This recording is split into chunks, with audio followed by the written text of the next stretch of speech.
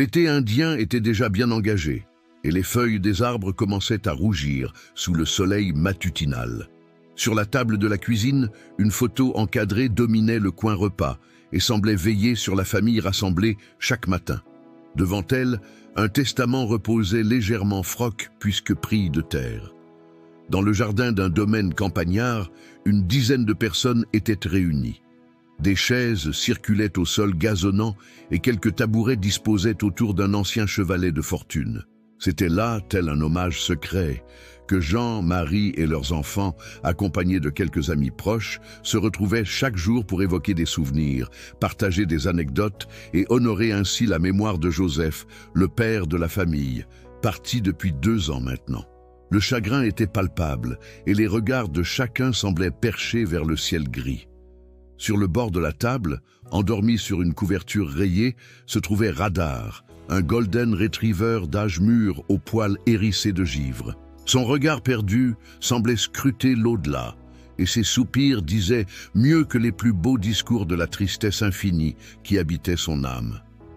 Le chien, fidèle compagnon de Joseph, avait été recueilli par la famille lors d'un voyage humanitaire au Cambodge, il y a plus de 15 ans. Depuis, il avait grandi auprès de leur père, partagé ses joies, consolé ses peines, et ne le quittait jamais, même dans l'épreuve de la maladie. À son décès, Radar avait semblé sombrer, et son absence s'était faite sentir dans la demeure familiale. Avant de continuer, un petit conseil, si tu laisses un like et un commentaire, YouTube te recommandera plus de vidéos géniales comme celle-ci. C'est cool, non ? Mais il était revenu petit à petit et semblait s'être adapté à la nouvelle vie. Depuis 2 ans, le testament reposait dans un tiroir de la commode de la chambre de Joseph. Il avait été rédigé quelques semaines avant son hospitalisation et la famille n'avait pas encore osé le lire. Cette tradition quotidienne d'été était devenue le rituel familial. Chaque soir, avant de regagner leur logis, ils s'asseyaient autour de la table, lisaient des passages du testament, découvraient de nouvelles volontés, évoquaient des souvenirs et se réconfortaient mutuellement. Radar était toujours présent, dormant paisiblement à leur côté, prêt à se réveiller sur un tonnerre pour lécher une larme tombante. Un soir, après avoir lu le dernier passage, une phrase frappa particulièrement Marie. « Lorsque j'en serai réduit, demandez pardon à Radar et faites valoir ses droits. Il mérite tant de bonheur. » Intriguée, Marie leva les yeux vers le chien endormi sur la table. Que voulait dire son mari en ces termes énigmatiques? Radar avait été sauvé d'une situation précaire au Cambodge, mais n'avait jamais eu de papier d'identité. Ne pouvait-il être question que le chien soit devenu clandestin suite au décès de Joseph? Marie n'en savait rien. Elle effaça les traces de sa tristesse et proposa d'aller se promener dans le verger. Jean et les enfants restèrent un moment, puis rejoignirent Marie, laissant Radar seul sur la table. Un instant plus tard, le chien se leva, s'approcha du testament et le lécha affectueusement, comme pour saluer sa devise, avant de sortir de la maison. Il marcha quelques pas dans le jardin, puis rejoignit le portail fermé et s'y blottit, attendant patiemment que l'on vienne le rejoindre. Après un long silence, Jean alla trouver Radar, le caressa, le mit à l'aise et lui promit de tout faire pour que le chien soit heureux. Le lendemain matin, le soleil était plus généreux et éclairait les plaines d'une clarté dorée.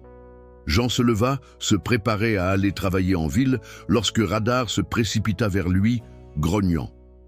Effrayé, Jean le força à l'extérieur et vit le chien se précipiter vers le portail. Au loin, il aperçut une voiture et se mit à courir. Radar glissait joyeusement et se jeta dans les bras de son maître. En observant le couple, les enfants comprenaient que quelque chose d'important se tramait. Jean ramena le chien, le rassura et revint à ses occupations.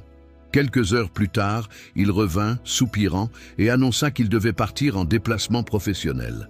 La famille restait 1 mois entier, mais il devait absolument retourner en urgence. Jean demanda à Radar de garder le chien compagnie et le charma de lui promettre qu'il reviendrait le plus vite possible. Au moment où la voiture de Jean disparut sur la route, Radar se retira du regard des enfants et se mit à observer le portail, tel un général qui scrutait l'horizon. Soudain, le chien se mit à aboyer, puis courut vers le portail. Il en fit le tour, renifla chaque planche, puis se retira à l'intérieur du jardin. Les enfants, inquiets, s'approchèrent du chien et voulurent le caresser, mais il les repoussa d'un grognement. Inquiets, les enfants entrèrent dans la maison et prirent place autour de la table. Ils ne comprenaient pas le comportement étrange de Radar et craignaient qu'il ne se soit blessé. Au bout d'une heure, le chien rentra dans la cuisine et s'allongea près de la table, regardant attentivement la porte d'entrée. Les enfants apprivoisés, ne sachant que faire, décidèrent de le laisser tranquille et se mirent à jouer dans la cour. En fin d'après-midi, Jean revint, las, et trouva Radar endormi sur la table. Il le caressa, le serra dans ses bras et comprit que le chien avait besoin d'aide.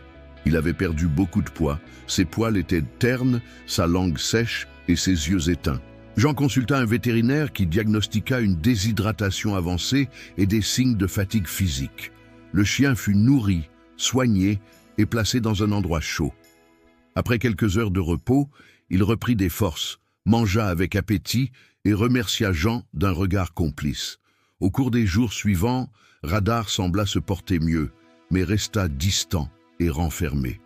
Plus rien ne faisait plus sourire son regard, et il passait de longues heures à observer le portail d'entrée. Jean et ses enfants constataient son attitude changeante et s'inquiétaient de l'état du chien. Pour eux, Radar avait toujours été joyeux et affectueux et son attitude les effrayait. Un soir, alors que Marie lisait le testament, elle comprit soudainement le souhait de Joseph. Le chien n'était pas clandestin, il était libre. Marie avait compris. Marie expliqua sa vision aux autres et proposa de respecter la volonté de Joseph et de Radar. Ensemble, ils sortirent le chien et l'accompagnèrent dans un long voyage d'exploration. Au fil des jours, Radar sillonna les chemins de campagne, traversa des bois silencieux, escalada des champs ouverts et visita des lieux familiers. Il renifla chaque arbre, chaque pierre, chaque champ et chaque buse, comme pour retrouver une odeur, un souvenir, une trace de son passé. Un soir, en fin de journée, le chien s'arrêta devant un vieux chêne imposant. Il s'y blottit et se mit à gratter doucement le sol. Jean observa le lieu, l'entendit et comprit que le chien avait trouvé quelque chose d'important.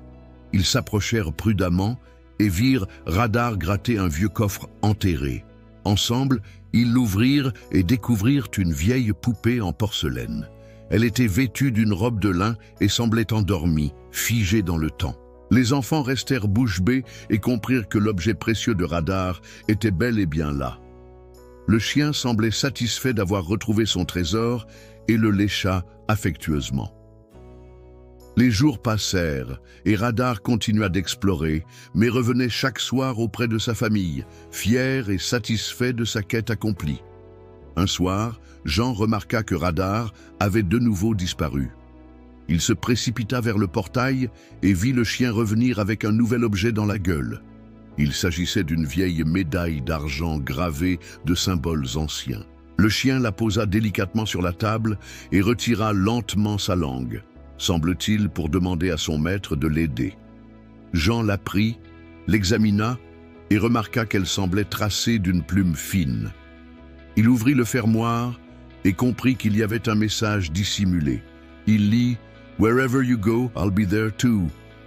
Marie comprit et sourit. Le message était signé JMJ et datait d'il y a plus de 100 ans. Le chien avait accompli sa mission et ramené un reliquat du passé. Les jours passèrent et Radar continua de chasser les souvenirs dans les recoins oubliés de la ferme. Les enfants grandissaient et comprenaient peu à peu l'importance de l'héritage de leur père. Le chien avait accompli sa quête et était parti, laissant derrière lui un sentiment de mystère et de paix. Un soir, Jean et Marie retrouvèrent la force et le courage. Ils décidèrent de se remarier et de construire un avenir plus serein. Les années passèrent et le domaine retrouva toute sa splendeur. Le fils de Jean et Marie devint adulte et reprit les rênes de la ferme. Il grandit, comprit le don de son père et s'engagea à le faire perdurer. L'histoire de Radar se transmettait oralement dans la famille et les enfants apprenaient l'importance de l'héritage légué par leur grand-père. Des années plus tard, un jeune homme se promenait le long de la route silencieuse. Le soleil orangé du crépuscule colloquait le paysage et un vent frais murmurait à travers les arbres. Il aperçut un vieux chêne imposant et s'y approcha, attiré par une présence inexplicable. Sous l'arbre, il remarqua un objet ancien, une vieille médaille en argent. Il la ramassa, l'examina et comprit qu'elle était gravée d'un message énigmatique. « S'il te plaît, reste avec nous. D'où nous regardes-tu ? Mets un like si tu adores les animaux et si tu veux découvrir plus d'histoires émouvantes. Une nouvelle t'attend. »